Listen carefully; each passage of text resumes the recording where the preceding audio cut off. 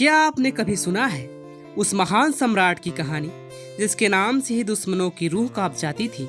एक ऐसा राजा जिसने न्याय, पराक्रम और बुद्धिमत्ता से इतिहास के पन्नों पर अपनी अमिट छाप छोड़ी। हम बात कर रहे हैं सम्राट विक्रमादित्य की, जिनकी कथाएं आज भी जीवित हैं। लेकिन क्या उनकी मृत्यु के बाद भी उनका रहस्य सुलझा? क्या वे सच में एक साधारण राजा थे या कुछ और? आज हम जानेंगे उनकी पूरी कहानी और अंत में एक ऐसा सवाल करेंगे जो आपको सोचने पर मजबूर कर देगा। राजा विक्रमादित्य का जन्म उज्जैन में हुआ था। उनका असली नाम विक्रम सिंह था और वे एक अत्यंत बुद्धिमान, पराक्रमी और न्यायप्रिय शासक थे। बचपन से ही वे शस्त्र और शास्त्र दोनों में निपुण थे। कहा जाता है कि जब वे छोटे थे तो उन्होंने एक ही झटके में बड़े योद्धाओं को परास्त कर दिया था। उनके पिता राजा गंधर्व सेन एक शक्तिशाली और निडर शासक थे, लेकिन समय के साथ उनके राज्य पर बाहरी आक्रमण बढ़ते गए। शकों, हूणों और अन्य आक्रमणकारियों की नज़र हमेशा उनके राज्य पर रहती थी। विक्रमादित्य के जन्म से ही यह भविष्यवाणी कर दी गई थी कि यह बालक आगे चलकर न केवल अपने राज्य को बचाएगा बल्कि पूरे भारत को एक नई दिशा देगा। उन्होंने अपनी प्रारंभिक शिक्षा महान ऋषियों और गुरुओं से प्राप्त की। वे राजनीति, सैन्य रणनीति, कूटनीति, ज्योतिष, दर्शन और आयुर्वेद में निपुण हो गए। उनके गुरुओं का मानना था कि यह बालक न केवल एक महान योद्धा बनेगा बल्कि एक ऐसा राजा बनेगा जो अपनी न्यायप्रियता और दूरदृष्टि के लिए युगों युगों तक याद किया जाएगा। विक्रमादित्य के युवावस्था में कदम रखते ही उनके पिता पराजित हुए और उन्हें अपना राज्य छोड़ना पड़ा। यह विक्रम के लिए सबसे कठिन समय था। उन्होंने जंगलों में भटकते हुए अपनी शिक्षा को जारी रखा। उन्होंने कई महान गुरुओं से ज्ञान प्राप्त किया।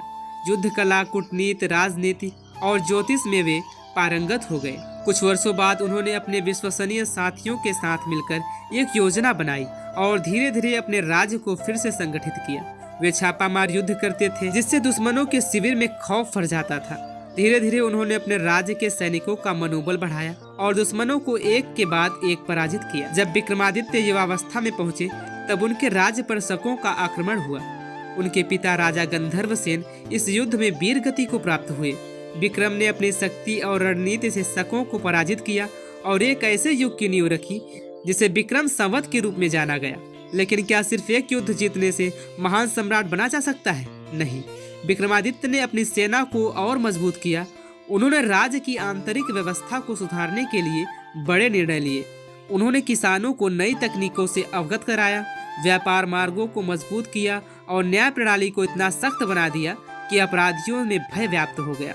विक्रमादित्य केवल युद्धों में ही नहीं बल्कि न्यायप्रियता में भी बेमिसाल थे। उनकी न्यायप्रियता के अनेक किस्से प्रसिद्ध हैं। कहा जाता है कि उनके सिंहासन पर बैठने के लिए भी विशेष योग्यता चाहिए थी। उनके न्याय सिंहासन की कहानियां आज भी प्रचलित हैं। उन्होंने अपने दरबार में नवरत्नों को शामिल किया जो विद्या, कला और विज्ञान में पारंगत थे। कालिदास, वराहमिहिर, धन्वंतरी जैसे विद्वान उनके दरबार की शोभा बढ़ाते थे। कहा जाता है कि विक्रमादित्य स्वयं भी गुण विद्या में पारंगत थे।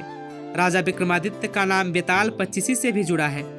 यह कहानियां उस समय की हैं जब एक तांत्रिक ने राजा को बेताल को पकड़कर लाने की चुनौती दी थी, लेकिन हर बार बेताल राजा से एक रहस्यमय सवाल पूछता और राजा के उत्तर देते ही वह उड़ जाता। इन कहानियों से हमें राजा विक्रमादित्य की बुद्धिमानी और न्यायप्रियता का परिचय मिलता है। उन्होंने कभी भी गलत के आगे सिर नहीं झुकाया, चाहे वह बेताल की पहेलियां हो या युद्ध के मैदान में लिए गए निर्णय हो। उन्होंने हमेशा अपने विवेक का इस्तेमाल किया। कई कहानियां यह भी कहती हैं कि विक्रमादित्य केवल एक राजा नहीं थे बल्कि उनके पास कुछ रहस्यमय शक्तियां थी। कहा जाता है कि वे एक गुप्त समाज के सदस्य थे जो अलौकिक ज्ञान और शक्तियों का संरक्षक था। उनकी मृत्यु को लेकर भी कई रहस्य जुड़े हुए हैं। कुछ लोगों का मानना है कि वे अमर थे और उन्होंने खुद को दुनिया की नजरों से दूर कर लिया था। इतिहासकारों के अनुसार विक्रमादित्य की मृत्यु एक युद्ध के दौरान हुई, लेकिन कुछ पौराणिक कथाएं कहती हैं कि वे अचानक गायब हो गए और उनकी कोई समाधि नहीं मिली। क्या वे सच में मरे थे या वे किसी गुप्त स्थान पर जाकर अमरता प्राप्त कर चुके थे? यह एक ऐसा सवाल है जिसका उत्तर आज भी कोई नहीं जानता। तो क्या विक्रमादित्य सच में एक सामान्य राजा थे या वे किसी गुप्त समाज का हिस्सा थे? क्या उनकी मृत्यु हुई या वे आज भी किसी रहस्यमय रूप में हमारे बीच मौजूद हैं? सोचिए और हमें बताइए आपकी क्या राय है। अगर आपको यह वीडियो पसंद आया हो तो इसे लाइक करें, अपने दोस्तों के साथ शेयर करें और हमारे चैनल को सब्सक्राइब करना ना भूलें। ताकि हम आपके लिए और भी रोचक कहानियाँ लाते रहें। धन्यवाद।